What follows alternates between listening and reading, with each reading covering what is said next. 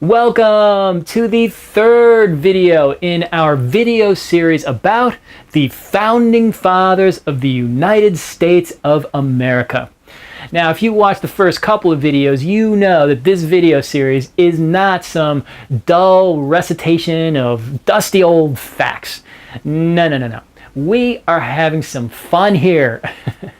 We are considering the context of the time, and we see the situations that confronted our founding fathers. We see what they believed and what they did. So as a result, we really get a sense of who these founding fathers actually were as people. So here we are in the third video series here, and we're just getting to know our founding fathers. And we're also gaining a wonderful appreciation of the fascinating story of the founding of this nation. So let's pick up our story where we left off. So in the first couple of videos, we started our big board. And our big board is where we are considering keeping track here of the founding fathers that we are focusing on. Now, these 5 founding fathers are certainly not the only founding fathers of the United States, but they are certainly very central founding fathers. So these are the founding fathers that we are focusing on in this video series. So we've got George Washington, Alexander Hamilton, James Madison, John Adams, and Thomas Jefferson. Now, at the end of the last video, episode number 2, we saw how the various states were sending delegates to Independence Hall in Philadelphia, Pennsylvania, for the Constitutional Convention.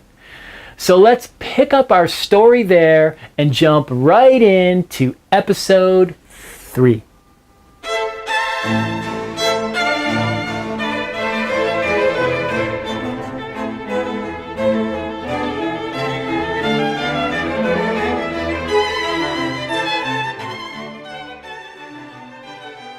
Constitutional Convention is in 1787. So this is the summer of 1787, and it begins in May and it goes all the way through September. So this is 4 months. Okay, this is a long time. Now, not everybody was there for the full time. Some delegates were kind of in and out and back and forth because they had to go back home and tend to business or whatever. Some people were there for the entire time, but not everybody was. But it's 4 months of all these delegates from these different states just negotiating and struggling to, create this new government, come up with what they were going to do here. So another interesting aspect about the convention is that the entire convention was conducted in absolute strict secrecy. The entire thing was secret. Okay, now this is pretty amazing because it's the reason for the secrecy was because people were worried that if the convention started in the direction they started talking about creating a new government and maybe creating this or creating that, creating a centralized power or something, that would leak out to the people who were in states' rights. They'd get worried, and it would just, the whole thing would blow up, and they withdraw their delegates and whatever. It would turn into a big mess. So their idea was that, listen, we want to be able to speak freely. We want to be able to say whatever's on our mind and toss out all sorts of ideas and debate all these ideas freely without having to worry that they're going to end up in the press and get out.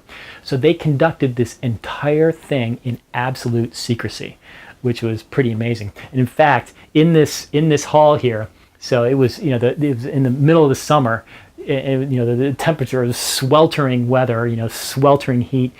And what they would do every time the convention would meet, they would go and close all the windows so that reporters wouldn't be able to listen in through the windows secretly to hear what was happening. And they would close all the shutters on the windows so no one would be able to peek in to see what was happening. Absolute secrecy. And the shocking thing is that the delegates actually respected this. Even though they were coming and going, they were returning home, there were no leaks, which is pretty amazing. They actually respected this notion of secrecy. And George Washington was enforcing it too. He was there. Actually, one of the first things they did was at the convention was they appointed George Washington to be the president of the convention, to preside over this convention. Now, it's kind of funny to me because, that looks great on your resume, president of the convention. It suggests that, you're the leader of this whole thing, that you're the guy who's really all behind it. If you're the president of this, convention, you must be the force behind it. But in reality, George Washington's role in this whole thing was extremely limited. He hardly said anything for the entire time, the entire convention. He hardly contributed anything, any ideas, nothing. He was not one of the central people who were behind the new ideas and how should we structure our government and how the balance of powers and who should have what. He said nothing. So the fact that he was there, his presence was extremely important, but he did not contribute hardly anything intellectually. He was not an intellectual force behind this idea. He was the military guy, and he enforced the secrecy, and he certainly had a commanding presence, but he was not one of the intellectuals here who helped design this government. So this is what happened here in 1787. All these people ended up coming here into this room here to discuss creating the new government and what would become the Constitution of the United States. So let's take a look at our big board here and consider what these various founding fathers did here and the roles that they played at the convention. Now, surprisingly, neither John Adams nor Thomas Jefferson attended the Constitutional Convention. Now you might be thinking to yourself, what? How could such significant founding fathers not attend the Constitutional Convention? And the reason was because they were both out of town. They were actually overseas. So John Adams was over in London, England, and Thomas Jefferson was over in Paris, France. Now this might seem kind of weird, right? What the heck are these guys doing over in Europe? Why weren't they in America? I mean, America was this new nation, right? It was trying to just get off the ground and get up on its feet. Why did these guys take off and leave? What were they doing over in Europe? Were they on vacation and just, slacking?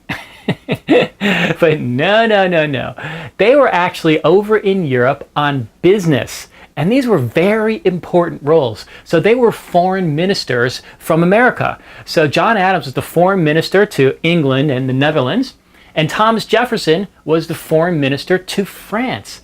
And their purpose was that they went over to Europe and were living with and dealing with these European powers, and they were trying to convince the European powers that America was this viable nation, this new nation that had just won this war, was going to be a viable nation. It was a legitimate nation, and they should recognize it. So these were very important roles. Now, and because you think about it, America couldn't really survive all on its own, isolated in the world. It needed relations with other countries in the world, needed to trade and all of that, especially with the major powers in Europe. So these were very important jobs. But one thing that's pretty funny is just imagine the situation of John Adams. Okay, so America had just defeated England in this Revolutionary War and kicked out England out of America. So England just lost its American colony that it had for 170 years. And now John Adams is a representative from America, and he goes over to England. Right, so he was, I'm sure I had a hard time, not really very welcome by the English, right? What are you doing over here? It's pretty funny. But what he was doing is he was saying to the English, he was saying, look, I know, we just defeated you in this war, and we just kicked you out of our country, but nonetheless, we still want to be friends.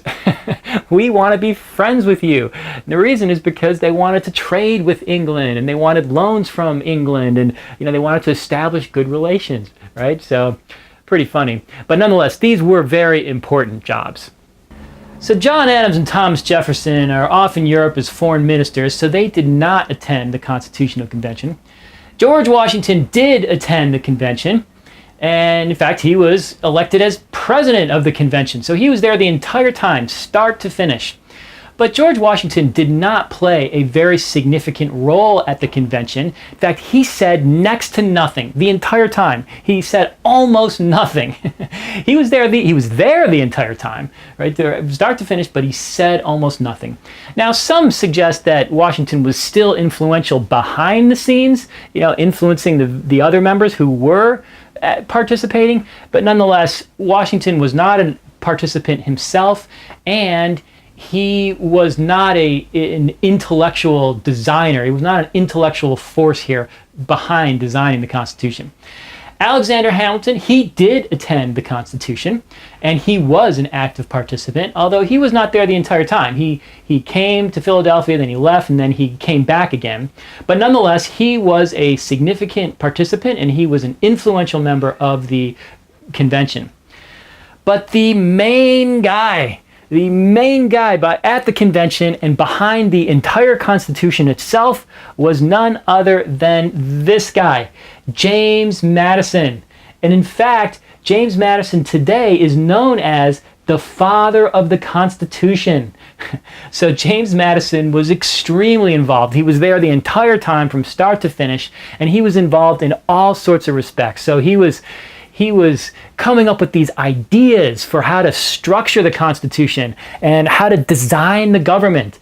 And he was also an active participant on the floor at the convention. So he was,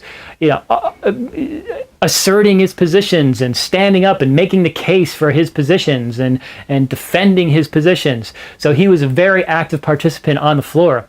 And he was also very active in drafting the Constitution. So he took the pen and actually wrote drafts of various sections over and over and over again. So James Madison was extremely involved and was the driving force, the central force behind the Constitution. Now, keep in mind that there were certainly a lot of people who were participating. There were 55 delegates to the convention. So a lot of people, they would create committees and subcommittees and all of that. So a lot of people had input here and there. But nonetheless, James Madison is recognized as the driving force behind the Constitution and thus is known as the father of the Constitution. Now, keep in mind that these three guys, Washington, Hamilton, and Madison, had the same perspective that they wanted to create a strong central federal government. Okay, so for George Washington, this arose out of his experience during the war, remember. So back in the war, he hated the Articles of Confederation, right? Because there was no central government. He couldn't raise money, he couldn't raise troops. Alexander Hamilton was George Washington's assistant in the war. So Hamilton had the same perspective. He saw what a disaster it was to try to run a central war without a central government. So that's why these two guys wanted a central government. And then James Madison came along and he joined these two guys in their perspective in favor of a strong federal government. So that's what was going on with these three guys at the convention. This Constitutional Convention, which took place right here, was extraordinary. It was an amazing event. Now just think about what was going on back then at the time. So you had America that just won the Revolutionary War and just achieved its independence. So it kicked out Britain. And now what was happening? So now these people in America, in these 13 states, were looking around at each other, kind of thinking, what do we do now? Right? Britain's gone. What do we do? How do we govern ourselves? Right? This was extraordinary because it was a time in history where you had this brand new nation that had the opportunity to create any government they wanted. Right? This was like a blank slate for them. Okay? They could just, create any government for themselves from scratch. Okay? This was an extraordinary opportunity in history. Okay? So how did they decide? How did they decide what to do and how to figure this out? That is what the convention was all about. So what they did is they said, look, let's all get together and let's all gather in this very place right here and let's decide and figure out what kind of government to have for ourselves. That is what the Constitutional Convention was all about. And that is why it is so extraordinary. So for these 4 months in the summer of 1787, that is what these people did here, is they figured out, in using their imaginations, what kind of government should we have for ourselves. It is amazing. Okay, so what did they do? Well, at the end of the convention, they produced the Constitution. That was the whole end of this convention. They produced the United States Constitution. So what was the Constitution all about? What was in the Constitution? You know, why is the Constitution so special? So I'll give you a quick just flyover, big picture of what the Constitution was all about. So the Constitution is the highest form of law throughout the land. It provided the fundamental structure of the government. So the entire United States government, it's all laid out in the Constitution, right? The building blocks for our government, the plumbing, if you will, right? So what they did was they created 3 separate branches of government. So you have the legislative branch, which is Congress. You have the executive branch, which is the President of the United States. And then you have the judicial branch, which is the courts. 1, 2, 3. 3 branches of government. Simple, easy, elegant. Okay, it's amazing. So the role of the 3 branches are that the legislature creates the laws. The legislature enacts the laws. So the legislature is elected by all the people in the land, right? They elect their individual representatives to represent them, send them to government, and then those representatives enact laws. Then the executive branch, the president, executes those laws. That's why it's the executive.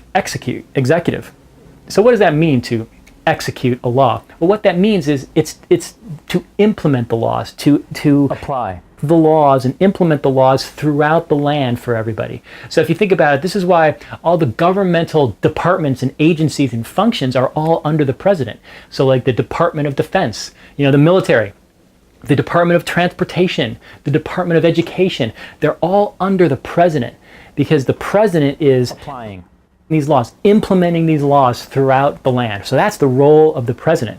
And then you have the role of the judiciary, the courts. Their role is to interpret the laws, okay, to make sure that in the application of the laws that people aren't overstepping their bounds. So this is the independent judiciary, not part of the political process, interprets the laws to be sure that people are following the laws properly. So these are 3 separate branches of government. And the way they set this up was that these 3 branches of government, they are separate, so they're independent, and they are co-equal. So none of these branches can dominate over the others. But at the same time, they built in checks and balances to be sure that the 3 branches did have some authority over the other branches. So each branch has some authority over the other 2 branches, but not all entire authority. And what that does is it creates a system of checks and balances to be sure that all 3 branches are balanced and no one branch is able to surge ahead and seize more power for itself. So let's consider some examples of checks and balances to illustrate how it works in practice. All right, so we've got these 3 branches of government: Congress, the president, and the courts. And they're each separate branches, separation of powers. So they each have been granted their own powers under the Constitution. Now, the concern is that when you grant someone power, they might abuse that power. They might start running wild with that power and doing crazy things with it. So the whole purpose of having this system of checks and balances is to try to prevent any one branch of government from running wild and abusing its power. And the way this is done is by giving each branch of government some power over the other branches. Okay, so example. So Congress. So Congress has been given power under the Constitution. And the power that Congress has is the power to make laws. Now, this is a tremendous amount of power, right? Because the person who gets to make the laws can basically run the whole show, right? They can create all the laws to control the entire society, okay? So this is a tremendous amount of power. So what if Congress starts running wild and starts creating these wacky laws? Okay, so the idea is, in order to try to prevent this, the other branches of government have been given some power over Congress. Okay, so for example, the president has the power of the veto. So if Congress creates a wacky law, the president can veto that law. Okay, so that's one example of one branch of government, the president, having power over another branch of government, the Congress. Now, it's not absolute power, because Congress can actually override that veto, but only if Congress has more votes. Okay, so Congress requires only a simple majority to enact any law. So any law, in order to be enacted, just requires a simple majority, which is 51%, right? Half plus one. So that's a simple majority, 51%.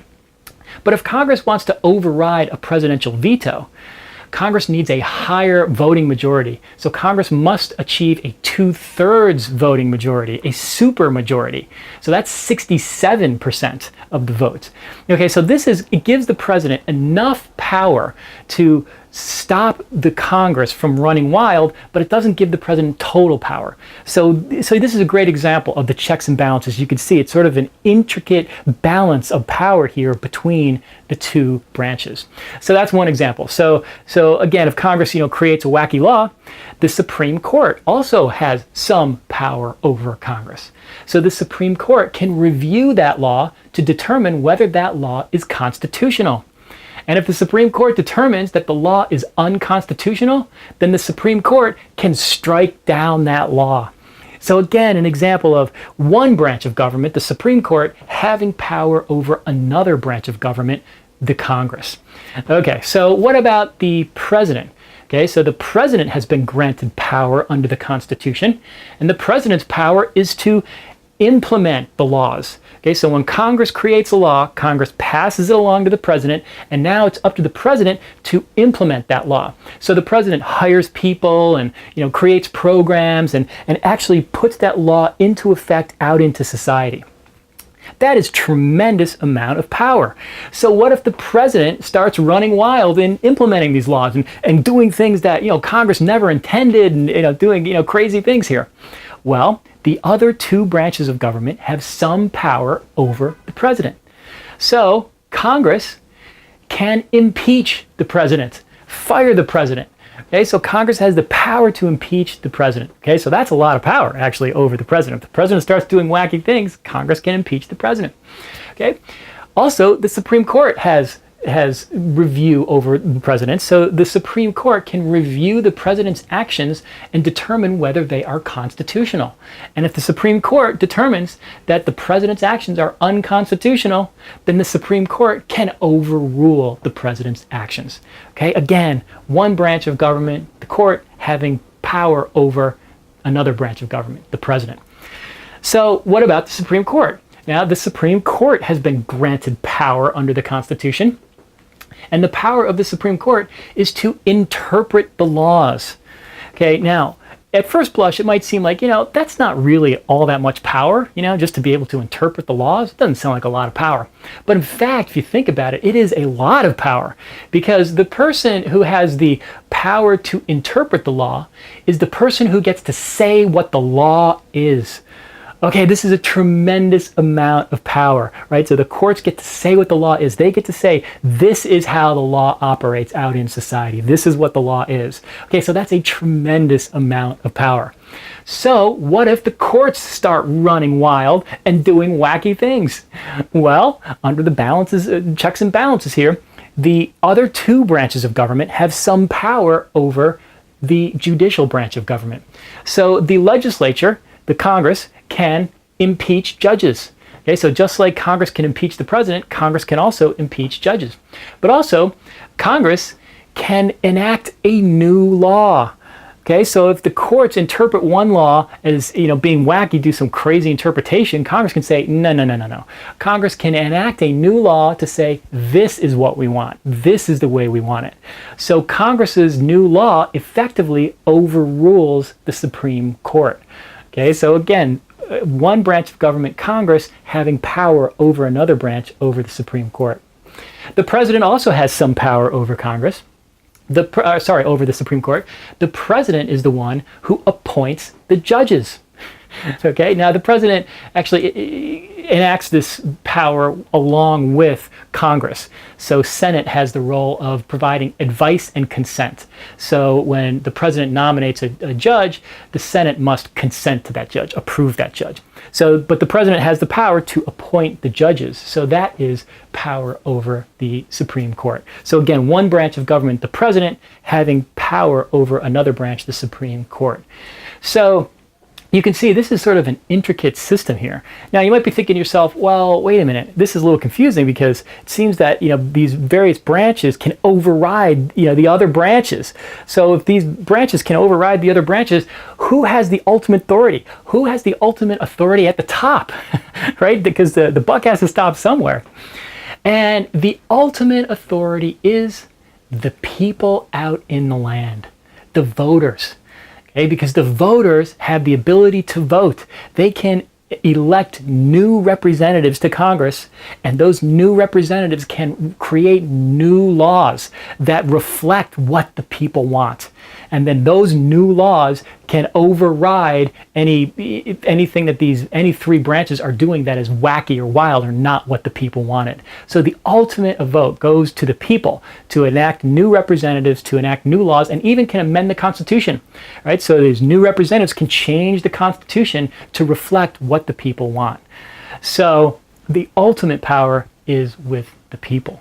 Okay, so that's a pretty good system here, and you can see the system of checks and balances is intricate. So it is a balance in that you've got these three separate branches of government, and they are separation of powers, but at the same time they're also interrelated and interconnected because each branch has some power over the other branches. So they're separate but interconnected. So you can see this system of balance of power, the whole purpose of this was to try to keep these three branches of government in equilibrium, in balance, so that no one branch can begin to abuse its power and run wild. The system of checks and balances is designed to stop any one branch from running wild with its power. So that is the system of checks and balances. Okay? Pretty good. For these people to come up with that in this room, pretty good. Although they didn't just, create it out of whole cloth. A lot of these people spent a lot of time reading throughout world history and looking back to the various forms of government. So they looked to the form of government in England and back in ancient Rome and ancient Greece, and they really did their homework to come up with this. But they also came up with some new ideas, which was pretty cool. So that is the structure of the Constitution. So all of this is laid out in the Constitution. These three branches is sort of the plumbing of the Constitution. These three branches and creating the courts and the legislature, and it goes into greater detail. Like the legislature it consists of two bodies, an upper branch and a lower branch, and how many people and how it's determined and what their terms are going to be, and it goes through that whole thing. So it lays out the structure of government. So that's one thing that it does. But another thing that it does is it has a larger picture in mind. So, okay, so that's the structure of government, but what is it achieving? What kind of government is it creating here? And that is the amazing thing, because this Constitution is what is responsible for our freedom, for our democracy. That is what this Constitution is doing through this structure of government. It's amazing. So prior to this Constitution, right, the form of government in this country, as well as in many countries around the world, and in fact, even to this day, many countries have some pretty bad forms of government. But back then, it was a monarchy, a king, right? You had a king, and the king could do anything that the king wanted. Whatever the king said is everybody had to do. Okay, now that's not really a lot of fun living in a place like that, right? You're subject to the whims of, some ruler. That's no fun. So what this Constitution did is it said, no more king. Okay, there's not going to be anybody who gets to do whatever they want. We are going to rule ourselves, and the people are going to decide. So, and this was extraordinary. I mean, back in 1787, this was the only country in the world that had a form of government where the people could select their own government. Okay, it is amazing. It's extraordinary what these folks did, right here in this room. So they said, no, there's not going to be a king. Nobody gets to decide. We are going to be a democracy where everybody gets to vote. So the population across the land gets to vote on what we should do. And the most people, the majority vote, so majority rule. So what the most people want is what the government will do. The government will follow the majority of the people. Okay, that's pretty cool, right? That is a pretty cool way of doing things and a pretty fair way of doing things as well. It's extraordinary that it achieved that. All right, but you think about that though, and there's still a problem with that form of government.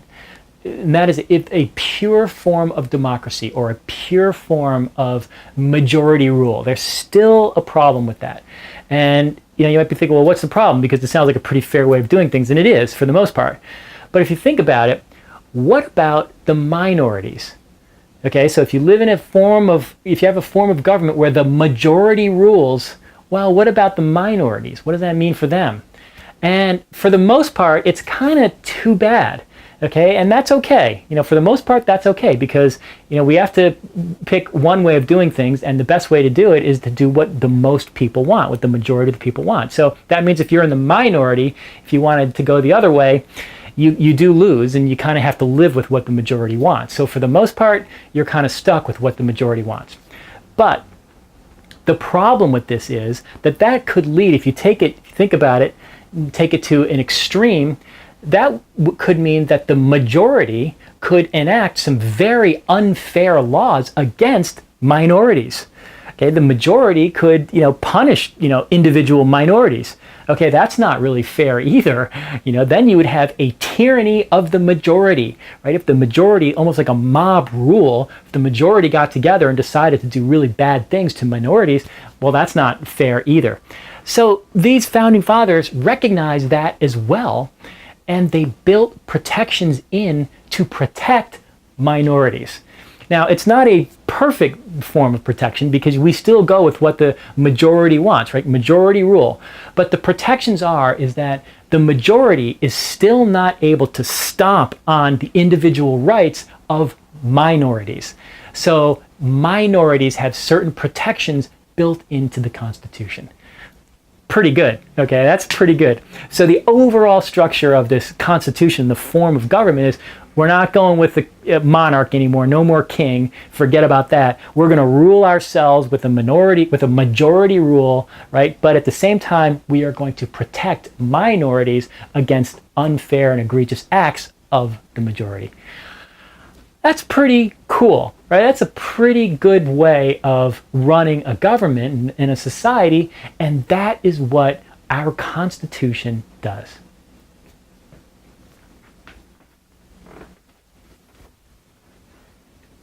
Now let me offer an alternative perspective on our Constitution, and this is a critical perspective, meaning that it is criticizing our Constitution and criticizing our founding fathers. Okay, so this whole idea of minority rights is awesome. I mean, it's an amazing thing, and particularly when you look at the jurisprudence of today, of recent times. I mean, it is amazing how the Supreme Court has stepped in and protected the rights of minorities. It's awesome. I mean, they've protected the rights of black people and women and gay people. I mean, it's amazing. In fact, it's uplifting. It's inspiring to think that we live in a society where people who don't have the power will be protected. And then it makes you think, wow, these founding fathers were awesome, that they created a society where they were looking out for the little guy. And it's just great. It makes you really happy to be living in a society like that. So that's a good thing. But this critical perspective says, yeah, but you know what? That's not really what this was all about. And in fact, if you start to think about it, you think, wait a minute, our founding fathers were doing this back 200 years ago, right? Were they really trying to protect black people? Doesn't seem so, since black people were slaves. Were they trying to protect women? Doesn't seem so, since women had no rights. Were they trying to protect gay people? Doesn't seem so. So what is going on here? Who were they trying to protect back then, right? Because it seems now, today, you look at the Constitution and the way the Constitution protects people, and you're like, wow, this is great. But who were they trying to protect back then? Because they clearly weren't trying to protect the people who are protected today. And the answer, under this critical perspective, the answer is these founding fathers were trying to protect themselves. Okay, why? Because they were wealthy. They were rich. They were super rich. So it was a minority of the people. Only a small percentage of the people were super rich. So they were trying to protect themselves. Now, if you think about it, there were 55 delegates to the Constitutional Convention here who were creating this government, creating this Constitution. Almost all of them were white, male, privileged, and wealthy. Okay, now not all of them were wealthy or privileged, but pretty much almost all of them were. Okay, so this perspective says they were just trying to protect themselves. Now, James Madison had a remarkable quote. So what James Madison said, remember, James Madison, the father of the Constitution, this was the guy who was, the big thinker behind all of this and the guy who structured this whole thing. He said that the purpose of this government was to protect the minority of the opulent against the majority. Okay, that is an incredible quote. It is remarkably revealing. Okay, so there you have the minority. That's the minority who they were trying to protect. The minority of the opulent, the super rich, against the majority, against the poor people. So it's Madison himself, right? He was a super rich guy. He had a plantation with all this land and over 100 slaves. He was trying to protect his own wealth. Okay, shocking.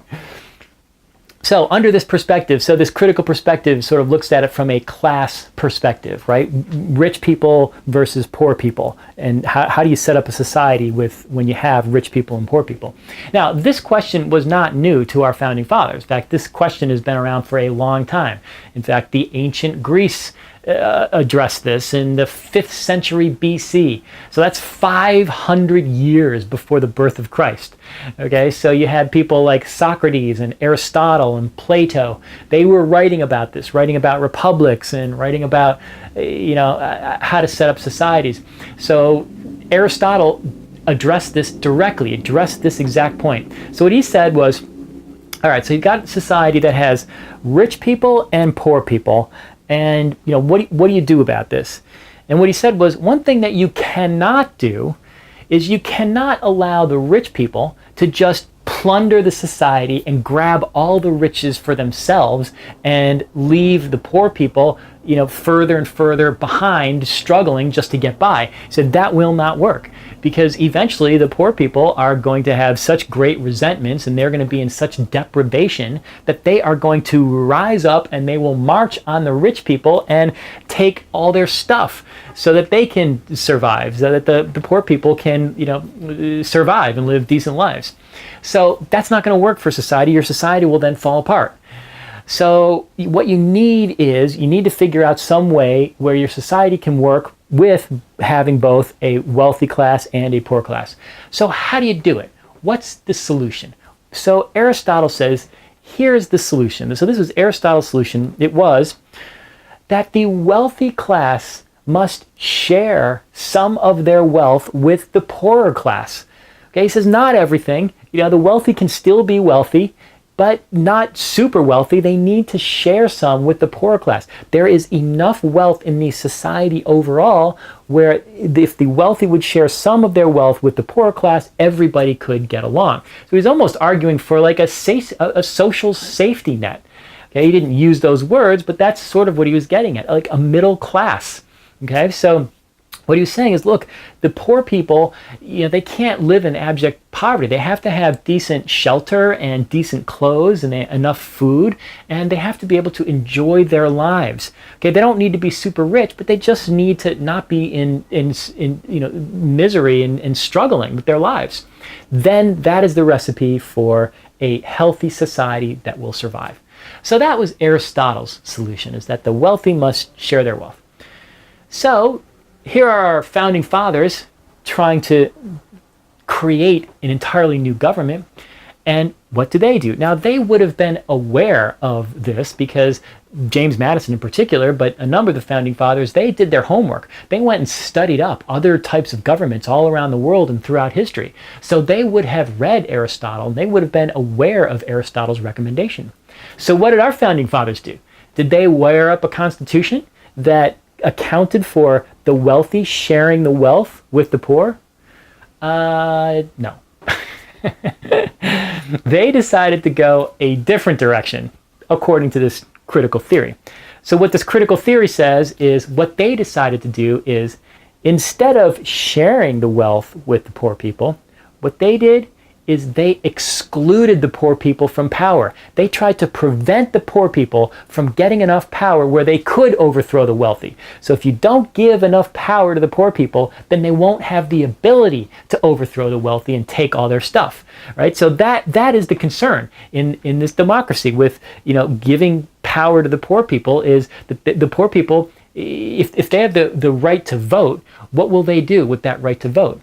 They will vote for laws that take property away from the wealthy people and redistribute it to the poor people, right? They'll be all Robin Hoods, right? So you can't just give the power to vote to poor people because they'll just vote to take property away from people who own property. That's not fair. Okay, so that is the concern here with the democracy. So what this critical theory says is what our founding fathers did is they figured out ways to prevent the poor people from getting enough power. Okay, now that's pretty radical, but that's what the theory says. So how did they do this? How did our founding fathers wire up this constitution and this government to prevent poor people from getting power? And what the theory says is there was a number of ways that they did this. So one way was they controlled the number of people who could vote. Okay, so black people couldn't vote. Women couldn't vote. So right there, you're excluding huge segments of the population. But also, of the white males, the only people who got the vote were white males who owned a sufficient amount of property. Okay, so if you didn't own property, you couldn't vote either. Okay, so that was excluding a whole group of people. Now, the way they justified this, the theory was, look, if you don't own property, then you don't have a stake in the game here. You don't have skin in the game.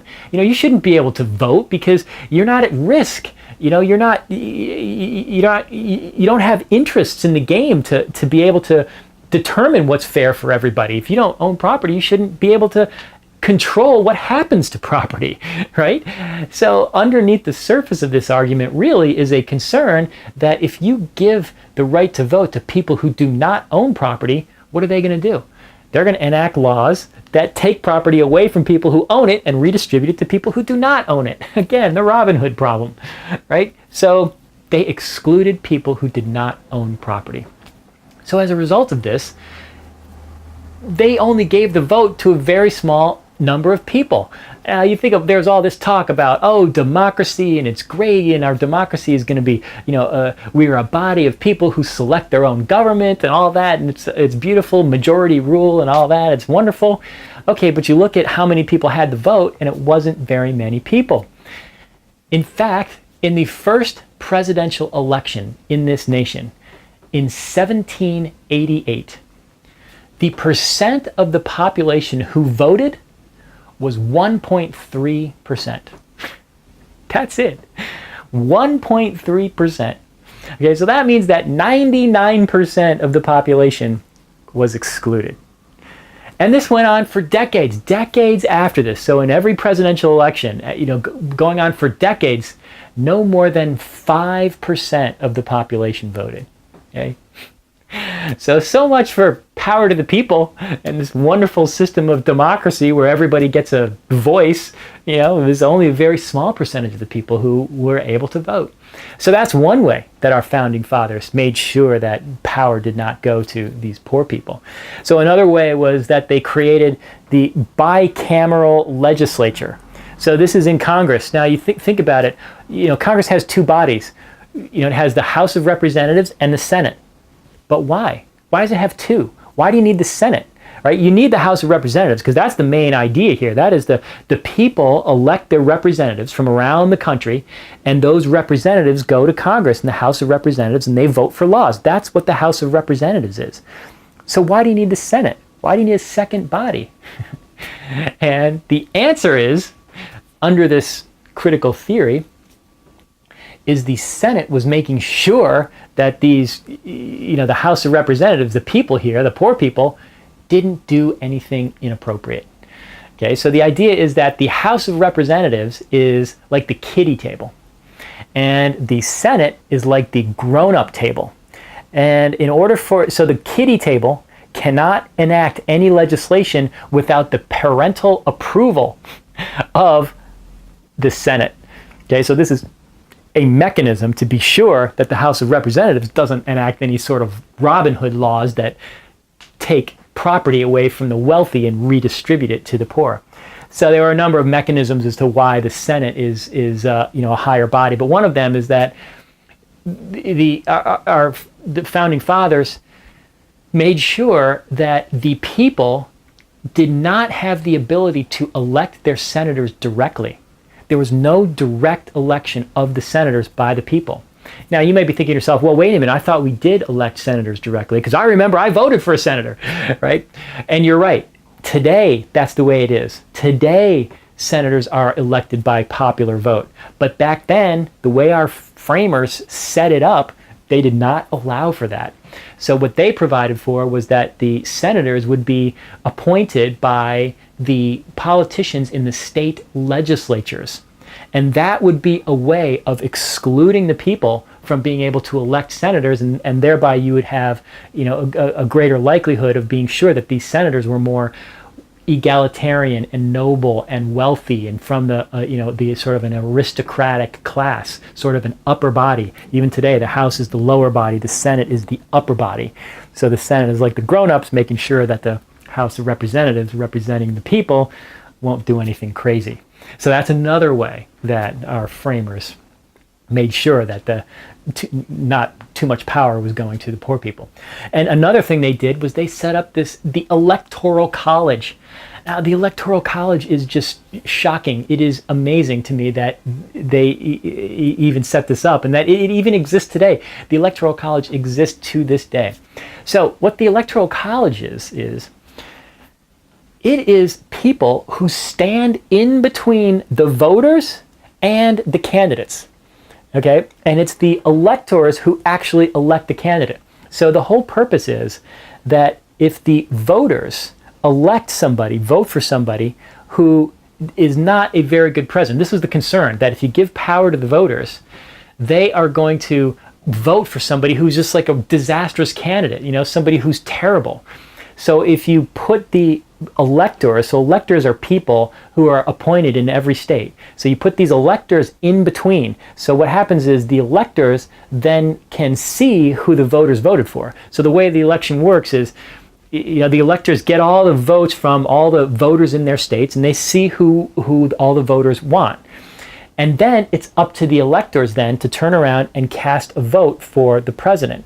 But the catch is that the electors do not have to vote for the same candidate that their voters voted for. The electors can vote for somebody completely different. And it's the electors' vote is the one that's counted. All the votes of the people are not counted. So this puts tremendous power in the hands of these very few electors to basically elect whoever they want. They don't even have to follow what the people vote for. It is amazing that this system exists in our democracy in America. I mean, we think of America as supposed to be the greatest democracy in the world, right? But this system of the Electoral College where somebody can override the votes of the popular people, that sounds like something that would exist in like a banana republic or some dictatorship or something. But no, that's what our founding fathers put into the Constitution. It's amazing. Now, fortunately, throughout history, the electors have actually done the right thing, and they have actually voted the same way that their voters vote for. So when their voters come in and say, we want this candidate, almost always the electors said okay, and they put that same candidate in. The electors did not override the voters, but there have been a couple instances throughout history where they did, where the elector did override the voters, but it wasn't enough to make a difference in the overall presidential election. So it's kind of under the radar screen. But it's just amazing that this system existed. So clearly, our founding fathers were worried about giving power to these people. They did not trust that people would elect the right president or appropriate president. They might elect some wacky candidate. So they put this mechanism in place to override the will of the voters. Amazing. It's just amazing. So you think to yourself, okay, so which perspective is right here? Is it the fact that our founding fathers were awesome and amazing because they built in these minority protections, these protections for minorities, which is a great and wonderful thing? Or is it the case that they were just a bunch of greedy people who were just protecting themselves and protecting their own wealth and excluding as many people as they could from democracy? Are they good guys or are they bad guys? So I think that the answer is that it's probably both. It's probably both, that they really did have good intentions, or at least some of them did, and they were trying to create a system that did protect minorities. They weren't just trying to protect themselves. Maybe they were trying to protect themselves, but they're trying to protect other people as well. But at the same time, they were also concerned with themselves too. So it's probably a mix of both. I think the critical perspective does have some legitimacy, although probably not entirely. Even James Madison, it does seem that his heart was in the right place. Like he wanted to do the right thing for the country, and that he actually believed that it was the right thing, that the people who belonged in these higher offices, they were people of, they should be people of privilege, a background that came from sophistication and wealth, because these people were educated, right? They were noble, they were egalitarian, meaning that it's these people who would act in the best interest of everybody, okay, even poor people. So it's these wealthy, educated people were the best people to occupy these high offices, and they would look out for everyone, including poor people. But if you put poor people in these offices, they weren't educated, they didn't have the perspective, they weren't sophisticated, and they're used to fighting to try to get as much as they can. You put those people in high office, it's going to be a disaster. So Madison, it seems that his intentions were in the right place for trying to create the best government overall for everyone, even though part of that was that he was also trying to preserve his own status of wealth and privilege. So it's pretty interesting. But that is an alternative perspective on the Constitution.